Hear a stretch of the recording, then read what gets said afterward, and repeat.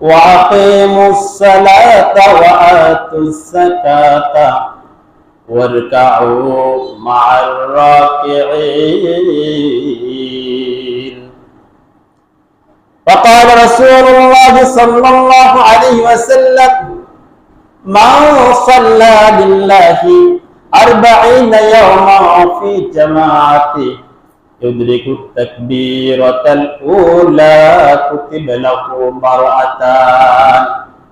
براءة من النفاق وبراءة من النار وبراءة من النفاق رواه الترمذي إن الله وملائكته يصلون على النبي يا أيها الذين آمنوا صلوا عليه وسلموا تسليما اللهم صل على سيدنا مولانا محمد وعلى آل سيدنا مولانا محمد اللهم سيدنا مولانا محمد وعلى آل مولانا محمد প্রাণ খুলিয়া পর দরুদ পরম নবীর শরণে মৃত্যুকালে দেখতে পাবে নবীজিকে দুই নয়নে আল্লাহুম্মা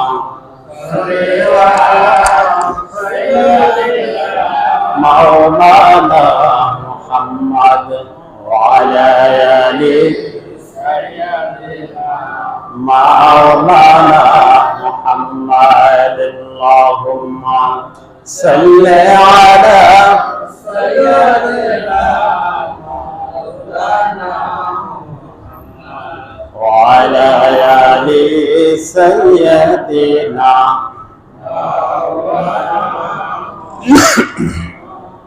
اركعوا مع الراكعين তোমরা রুকুকারীদের সাথে রুকু করো। এখন যদি আমরা ঘরে বসে নামাজ পড়ি তাহলে একা একা নামাজ পড়লে তো রুকুকারীদের সাথে রুকু হয় না। রুকুকারীদের সাথে রুকু করতে হলে জামাতে নামাজ পড়তে হয়। আমি বিগত কয়েক জুমায় গুরুত্বপূর্ণ অসংখ্য হাদিস বলেছি। আজকে যে হাদিস টেনেছি তিরমিজি শরীফের হাদিস। আল্লাহ রাসূল বলেন মান সাল্লা লিল্লাহি 40 ইয়াওমান في جماعة يدرك التكبيرة الأولى كتب له براءة من النار وبراءة من النفاق رواه الترمذي আল্লাহ রাসূল বলেন যে ব্যক্তি আল্লাহর সন্তুষ্টির জন্য 40 দিন পর্যন্ত কতদিন বলেন 40 দিন পর্যন্ত এক নাগারে তাকবীরে উলার সাথে নামাজ পড়িবে। তার জন্য বলেন আল্লাহর জন্য, বেয়াইকে দেখানোর জন্য না, পরিবারকে দেখানোর জন্য না, মানুষকে দেখানোর জন্য না। কার জন্য বলেন লিল্লাহি, কার জন্য আল্লাহর জন্য।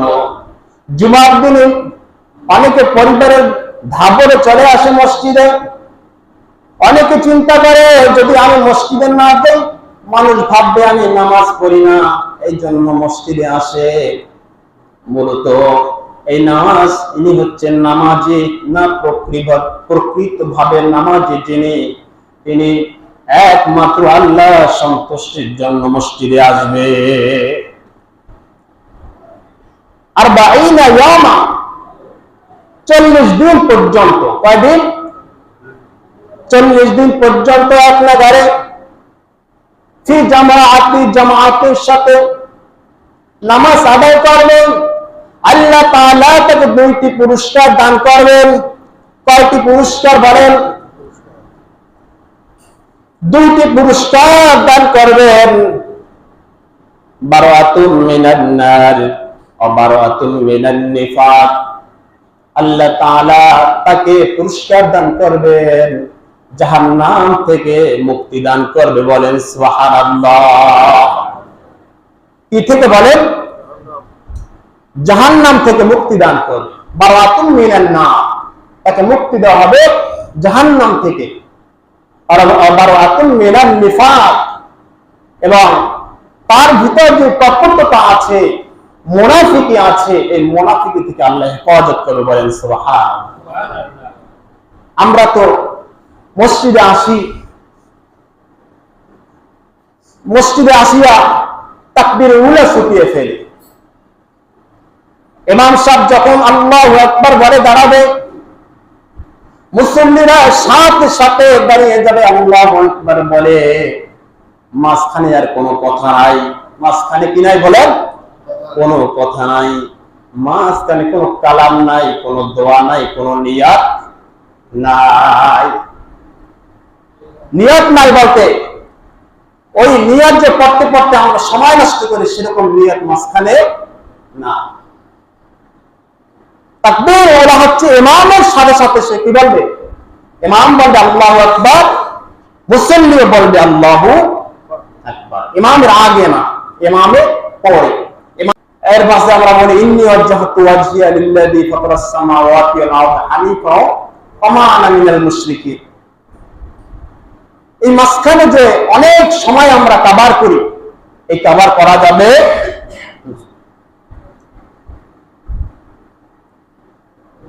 একজনে বলেন তো দোয়া নাওয়াতু রুসুলি লিল্লাহি তাআলা, তারপর মনে করেন জুমার নামাজ কি হবে? নাওয়াতু রুসুলি লিল্লাহি তাআলা রাজহান ইলা জিহাতিল কাবাতিশ শরীফাতি আল্লাহু আকবার। মুতাওয়াজ্জিহাতিন, আমি তাওয়াজ্জু করছি মুতাওয়াজ্জিহা ইলা জিহাতিল কাবাতিশ শরীফাতি, কাবার দিকে। আমি তো কাবার দিকে দাঁড়াইছি, আবার পুনরায় বলা লাগবে কি জন্য? আমি কোন দিকে ফিরে দাঁড়াইছি বলেন তো? কাবার দিকে দাঁড়াইছি না পূব দিকে ফিরে দাঁড়াইছি? কোন দিকে দাঁড়াইছি? আমি তো কাবার দিকে দাঁড়াইছি, তাহলে কাবা আবার উচ্চারণ করা লাগবে কি জন্য? বুঝলেন না? এই যে নাওয়াইতুলের ভিতরে কিছু শব্দ আছে যেগুলো প্রয়োজন নেই।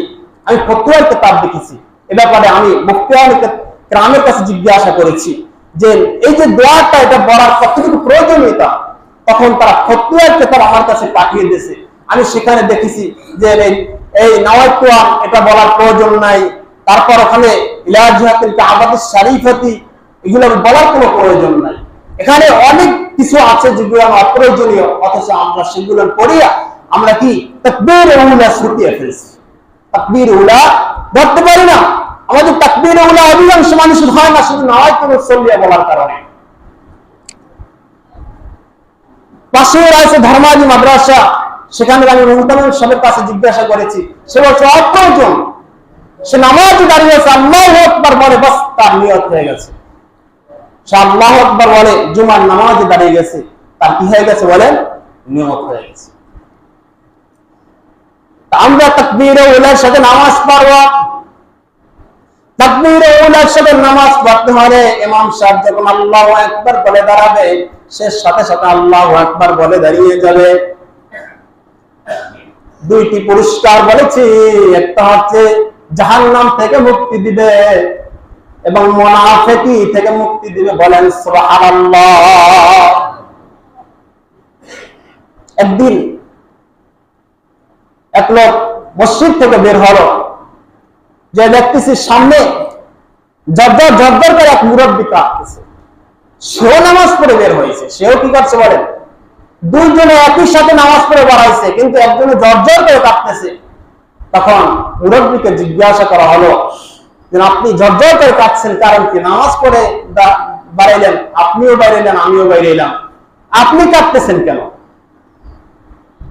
মুরব্বী বলতেছে, দুঃখের কথা কি বলবো, তাবলীগে গিয়েছিলাম।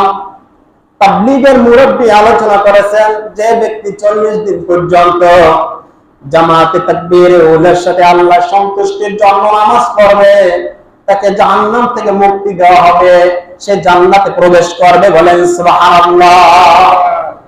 আমি এই কথা শুনিয়া আমি সেই দিন থেকে তাকবীর উলার সাথে নামাজ পড়তেছি। আজকে 40তম দিন। কতদিন বলেন? 40তম দিন। আজকে শেষ ওয়াক্ত, কিন্তু দুঃখজনক আজকে আমার উজু করতে দেরি হয়ে গেছে, আমি তাকবীর উলা পাইনি। আমি জামাত পেয়েছি কিন্তু তাকবীর উলা পাইনি। এই দুঃখে আমির সাহেব বলেছে যে তাকবীর উলা ধরতে হবে 40 দিন, কিন্তু আমার শেষ ওয়াক্তটা আমি তাকবীর উলা পাইলাম না। এই দুঃখ আমি সহ্য করতে পারছি না। ইমাম সাহেব এদিকে নামাজ শুরু করে গেছে, আমরা গল্প লিপ্ত থাকি, আমরা যার যার আলোচনা নিয়ে আমরা ব্যস্ত থাকি, কিন্তু জামাতে তাকবীর উলা ধরি না। মুসল্লিদের অনেক মুসল্লিরা এই তাকবীর উলা পায়। আবার অনেক রয়েছে যারা আসলে জামাতে আগে উপস্থিত হয়েছে, এই আগে উপস্থিত হওয়া সত্ত্বেও নামাজে বলতে বলতে সময় কভার করে ফেলছে। ইমাম সাহেব আলহামদুলিল্লাহ শুরু করে দেয়, তারপর পিছন থেকে আওয়াজ আসে নামাইতে রাসূলিয়া চলছে। এরকম না হয় তা আমরা ভুল পথে আছি, ভুল সিদ্ধান্তে আছি। এটা কোনো হাদিসে নাই, কোরআনে নাই। এই সিস্টেম কোনো হাদিসেও নাই, কোরআনে কোনো ফতোয়া কিতাবে নাই, কোনো উল্লেখযোগ্য কিতাবে নাই। সুতরাং আমরা তাকবীর উলা ধরার চেষ্টা করব। তাকবীরুল্লাহ সহিত নামাজ পড়লে সব বেশি হবে না? এখন তাকবীরুল্লাহ সহিত নামাজ পড়তে গেলে আমার নেট করতে করা লাগবে। ইমামের যে দায়িত্বটা দিব, হ্যাঁ, আপনি আল্লাহু আকবার বলে দাঁড়িয়ে যাবেন না? নিয়ত হয়ে গেছে? হ্যাঁ, নিয়ত হয়ে গেছে। আল্লাহু আকবার। আমি তো ইমামের পিছনেই নামাজ পড়তেছি। ইমামের পিছনে নামাজ পড়ছি না নাকি? না, আপনি একা পড়তেছেন? হ্যাঁ হ্যাঁ, এই আপনার নিয়ত এইটি ইচ্ছা। নিয়ত মানে ইচ্ছা পোষণ করা। মনের ভিতর যে ইচ্ছা থাকে সেই ইচ্ছার নাম হচ্ছে কি বলে? নিয়ত। নিয়ত শব্দটা আরবি, যার বাংলা অর্থ কি বলে? ইচ্ছা পোষণ করা। নিজের মনের ভিতর যে ইচ্ছা পোষণ করেছে যে আমি ইমামের পিছনে জোহরের নামাজ পড়তেছি, বাস হয়ে গেছে আপনার নিয়ত।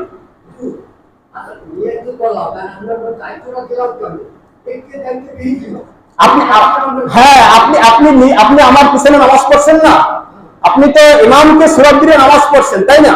আপনি এর ভিতরে আপনার নিয়ত হয়ে গেছে। আপনি তো একা নামাজ পড়তেছেন না। হ্যাঁ, দায়িত্ব যে দিয়েছেন এটা মুখ থেকে পাওয়া লাগবে না, তো জিহ্বা থেকে উচ্চারণ করা লাগবে না। আপনি তো একা নামাজ পড়ছেন না, আপনি তো ইমামের পিছনে নামাজ পড়ছেন। এই কথা সত্য কিনা? আপনি কি একা নামাজে দাঁড়াইছেন? তাহলে ইমামের পিছনে নামাজ পড়া মানে ইমামকে দায়িত্ব দিয়ে দিয়েছেন। আপনার মনের মধ্যে যে নিয়ত করছেন যে আমি ইমামের পিছনে নামাজ পড়ছি, ইমামকে দায়িত্ব দিলাম, এই মনের ভিতর যে আবদ্ধ থাকা সেই ইচ্ছা পোষণ করাটাই কি নিয়ত। মুখ থেকে বলার প্রয়োজন নেই। হ্যাঁ, মুখ থেকে যদি আপনি বলেন ভালো কথা, কিন্তু তাকবীর উলা ছাড়া যাবে না। বাগদাদ শহরে একজন মসজিদের ইমাম, তার স্ত্রী ছিল সুন্দরী রূপসী, খুব দেখার মতো। তো ওই স্থানের একজন মুস্তান, এই মুস্তান লোকটা সে ফাঁকে ফাঁকে লুকাইয়া ইমাম সাহেবের স্ত্রীর প্রতি খেয়াল রাখতো। একদিন আসছে বলতেছে, আমি তোমার আসক্ত হয়ে গেছি, তুমি আমার ইচ্ছা পোষণ করো। বলতেছে তোমাকে পরে জানানো হবে, আমাকে সময় দিন। যখন ইমাম সাহেব মসজিদ থেকে বসে আসছে, স্ত্রী সব খুলে বলল। তখন ইমাম সাহেব বলল, তুমি রাজি হয়ে যাও, তবে শর্ত দিবা, এক নাগারে এই মসজিদে 40 দিন পর্যন্ত তাকবীর উলার সাথে নামাজ পড়তে হবে। তাকবীর উলার সাথে অমুক মসজিদে 40 দিন পর্যন্ত কি করতে হবে? নামাজ পড়তে হবে জামাতে। পরে যখন ওই মুস্তান আবার আসলো, তখন স্ত্রী, ইমাম সাহেবের স্ত্রী বলল, এই শর্তে আমি রাজি আছি। এটা তো সাধারণ ব্যাপার, এইটুক মাত্র শর্ত। আমি তো মনে করছিলাম অনেক বড় শর্ত তুমি দিবে। ঠিক আছে, আমি এক নাগারে 40 দিন পর্যন্ত জামাতে নামাজ পড়বো। পরের দিন থেকে সে পাক পবিত্র হইয়া পোশাকাদি করিয়া মসজিদে আসা শুরু করলো। ওদিকে ইমাম সাহেব ওয়াজ শুরু করে দিল। প্রত্যেক ওয়াক্তে কি করতেছে? জান্নাত জাহান্নাম সব ব্যাপারে কি করতেছে? আলোচনা করতেছে। যখন 40 দিন হয়ে যায়, 40তম দিনে ওই মুস্তান ইমাম সাহেবের পায়ে পড়ে যায়, হুজুর ভুল করেছি, অন্যায় করে ফেলছি, আল্লাহর রাস্তায় আমাকে ক্ষমা করে দিবেন। আমি 40 দিন পর্যন্ত জামাতের সাথে তাকবীরে উলার সাথে নামাজ পড়ার কারণে আল্লাহ তাআলা হেদায়েতের মালা আমার গলায় জড়িয়ে দিয়েছে, বলেন সুবহানাল্লাহ। আমি ভুল করেছিলাম, অন্যায় করেছিলাম, আমি জীবনে আর কোনদিন কোন পাপের কাজে লিপ্ত হব না। এজন্য আমরা চেষ্টা করব, চেষ্টায় ভুল না করি। মুহাম্মদ বিন সালাম রাহমাতুল্লাহি আলাইহি একজন বিখ্যাত আলেম ছিলেন। তিনি 103 বছরে ইন্তেকাল করেন। তিনি দৈনিক 200 রাকাত নামাজ পড়তেন, নফল নামাজ। কয় রাকাত? 200 রাকাত। একদিন তার মাতা যখন মারা যায়, তখন তাকবীর উলা সারিয়া যায়। তিনি অনবরত 40 বছর পর্যন্ত তাকবীর উলার সাথে নামাজ পড়ে, বলেন সুবহানাল্লাহ। কয় বছর? কত বছর? আমরা তো 1 মাস তো দূরের কথা, আমরা একদিনই তাকবীর উলা নামাজ শিখিয়ে যায়, একদিনই তাকবীর উলা শিখিয়ে যায়। তাতে এক নাগারে 40 বছর পর্যন্ত তাকবীর উলার সাথে নামাজ পড়ে।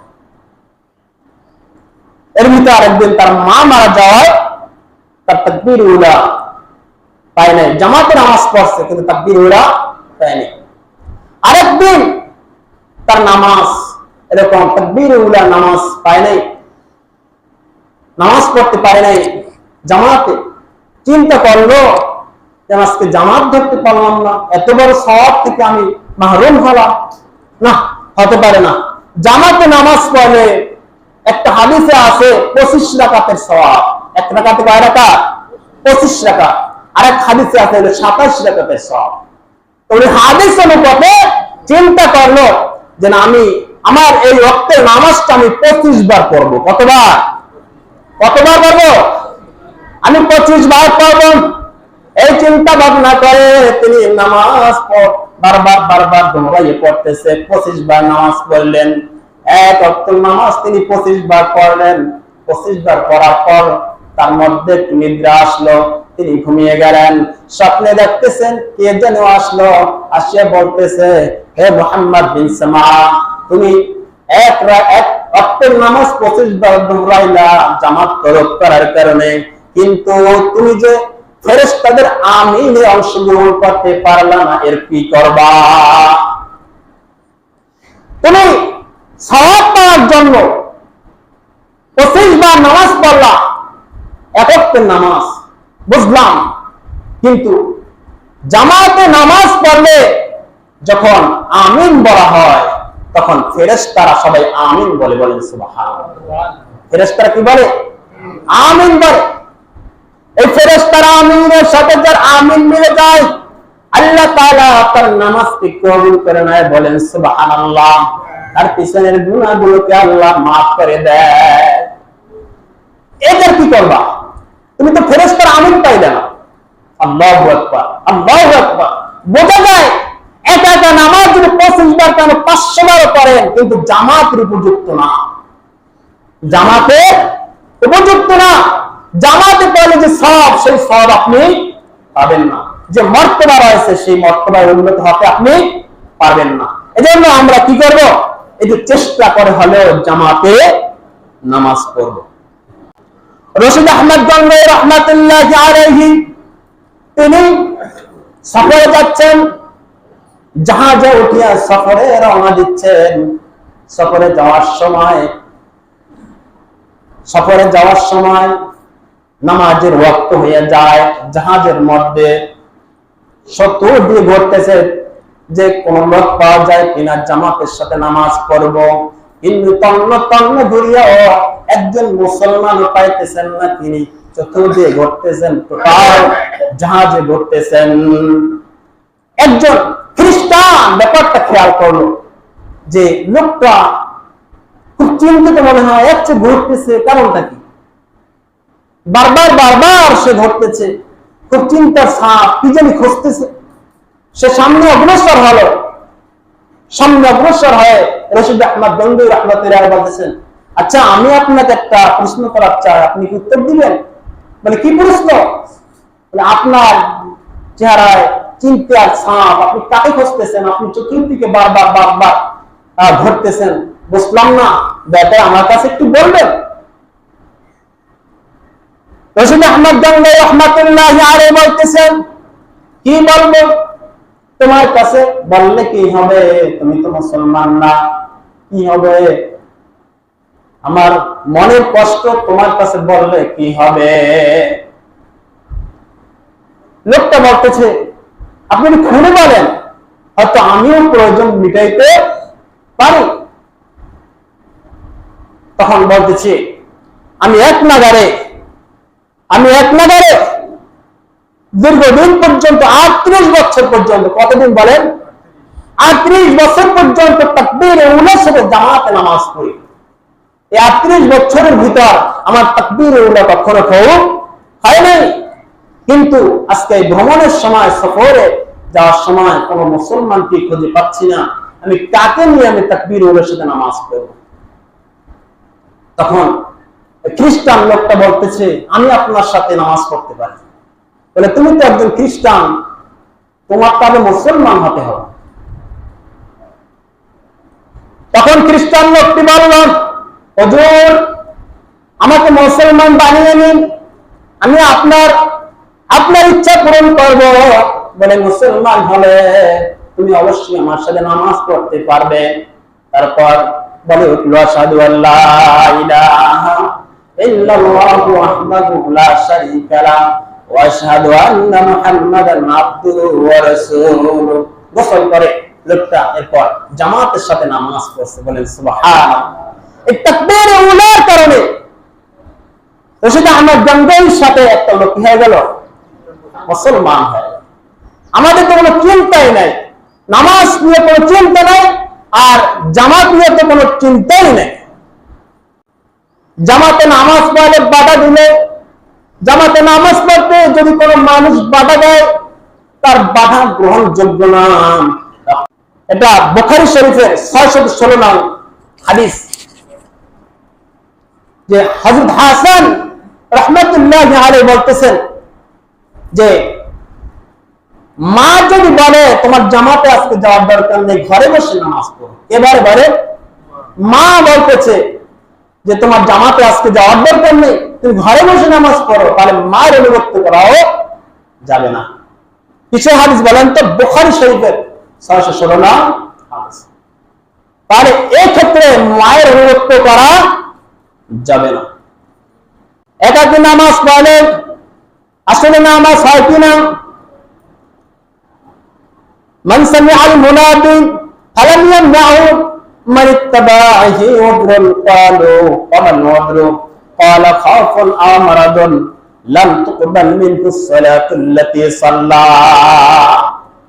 ইবনে মাজাহ শরীফের হাদিস, আল্লাহ রাসূল বলেন যে ব্যক্তি মুয়াজ্জিন আযান শুনতে পায় অথচ জামাতে উপস্থিত হলো না, বিনা ওজরে তার একাকী নামাজ আল্লাহর দরবারে কবুল হবে না।